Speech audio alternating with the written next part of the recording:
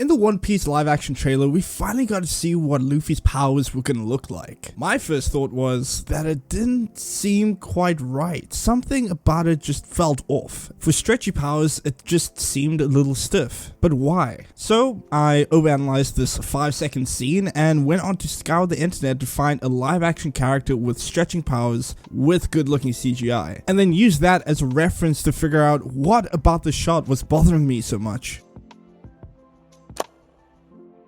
So very quickly, I realized that there weren't any defining characters in live action who had perfect looking stretching powers. In animation, on the other hand, you get characters like Plastic Man, Elastical, and my personal favorite, Jake the dog. Oh, and you know what? Out of curiosity, let me know your favorite character in animation with stretching powers. On the live action side of things, the most popular one by far is obviously Mr. Fantastic. And there are a lot of people out there who will look at the CGI and say, this looks terrible, this is horrible, this is the worst thing I've ever seen in my life. But Reed had a lot of really good moments where he would stretch around characters or stretch his arm out to write something down on the board. I think they displayed his powers in a very realistic and believable way. It's not perfect, but I think we're forgetting that these movies came out in the early 2000s. But that dancing sequence from the second movie, that we can all agree was just bad. That was horrible. Don't know why they did that. But then I remembered Ralph Dibny from the CW's The Flash series, and his powers looked kind of good at times. I mean, it wasn't perfect, but for a series, I think they did a pretty okay job. There's also that one character named Noodles from that terrible Shark Boy and Lava Girl spin-off movie,